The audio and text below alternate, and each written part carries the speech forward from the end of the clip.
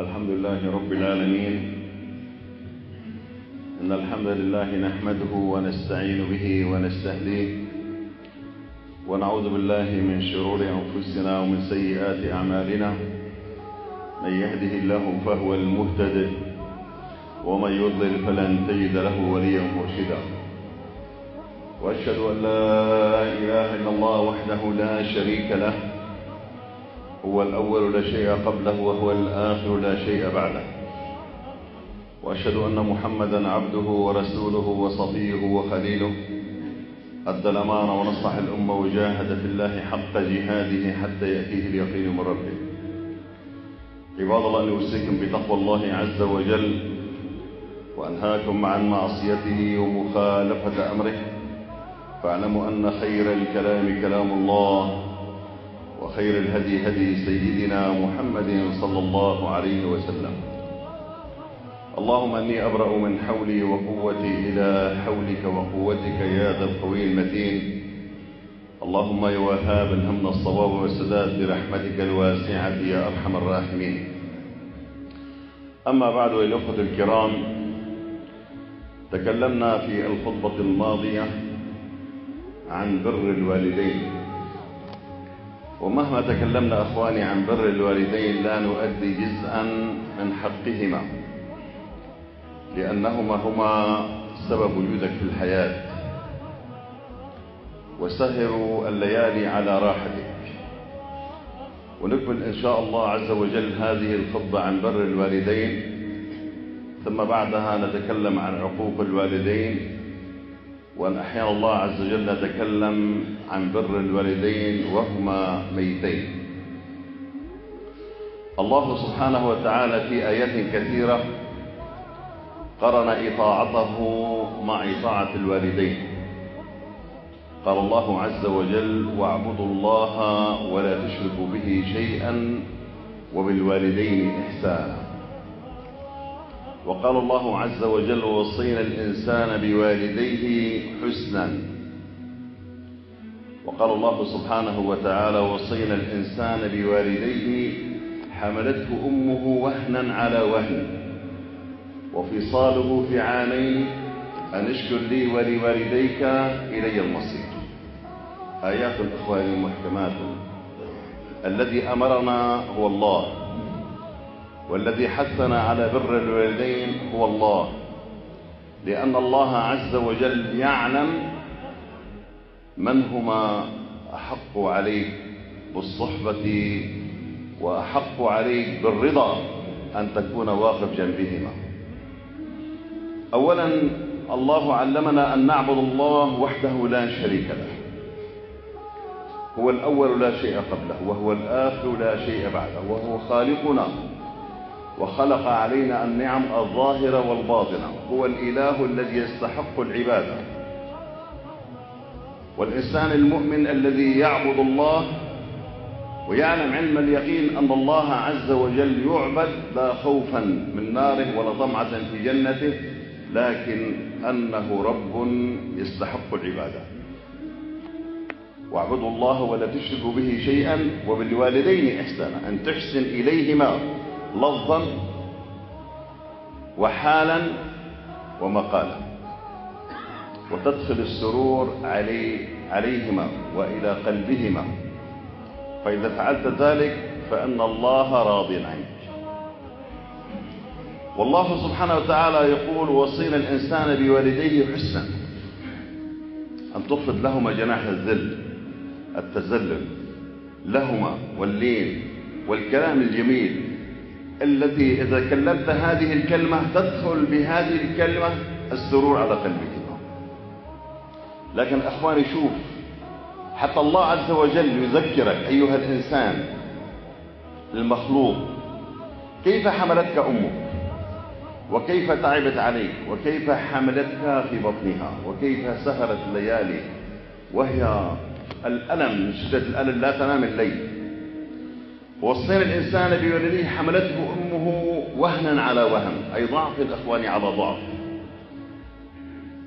وفصاله في عامين.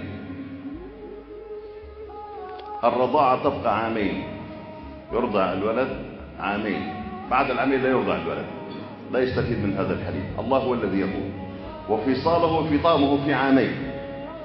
أن أشكر الله عز وجل خالقك المسبق عليك النعم الظاهرة والباطنة، ولوالديك إلي المصير، أي إلي المرجع يوم القيامة.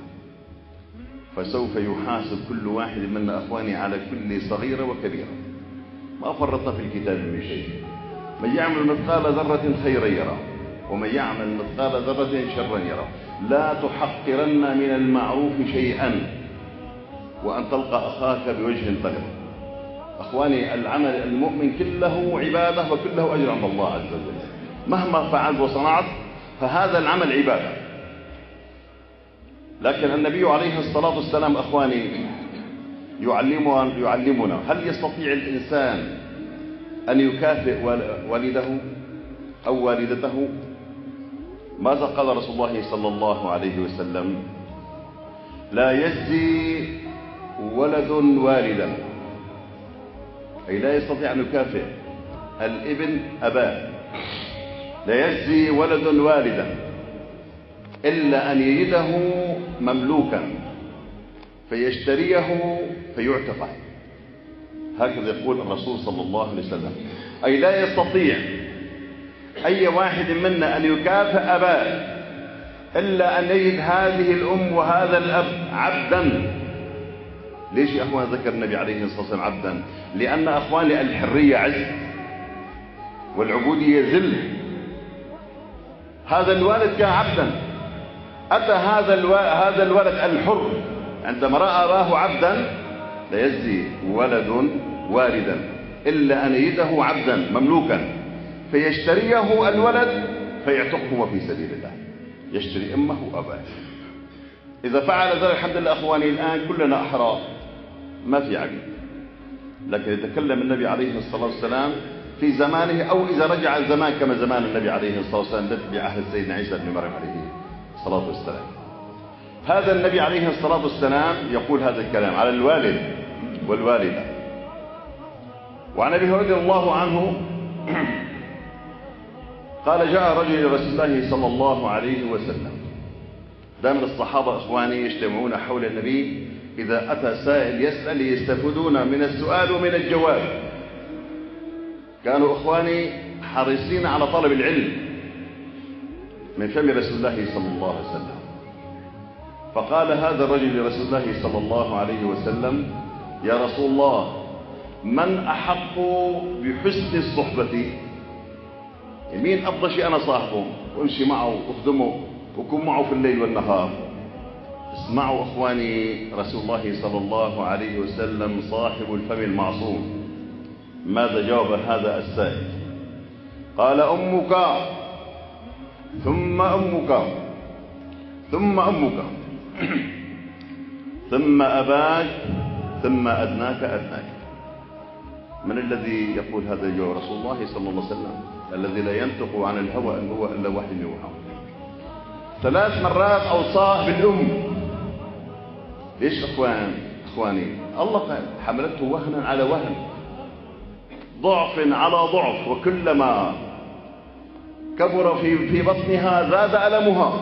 هذه الأم حملته أي جنينا في بطنها وهنا ضعفا على ضعف، يأخذ من أخواني من أيضا يتغذى من حبل السرة من دمها، تضعف هذه الأم. لكن ليش أخواني الأم الله وصى فيها؟ وليش الله النبي عليه الصلاة والسلام وصى فيها 3 مرات؟ لما تتعب هذه الأم في تربيتك وحملها ورضاعتك وكل شيء. ثم أمك ثم أمك ثم أمك ثم أباك ثم أدناك فأدناك، أخوك، زوجتك، أولادك، غير ذلك. أخواني هذه الأم مهما الإنسان بذل أمامها لا يؤدي جزءا من حقه. هذا الرجل من اليمن في عهد سيدنا عمر بن عبد العزيز رضي الله عنه خليفة المسلمين، أتى بهذه الأم على ظهره من بلاد اليمن إلى بيت الله الحرام ليحجج هذه الأم على ظهره ذهابا وإيابا، ومناسك الحج كلها على ظهره.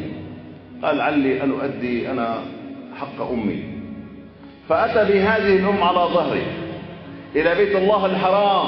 أسأل الله عز وجل أن يرزقنا زيارة بيت الله الحرام.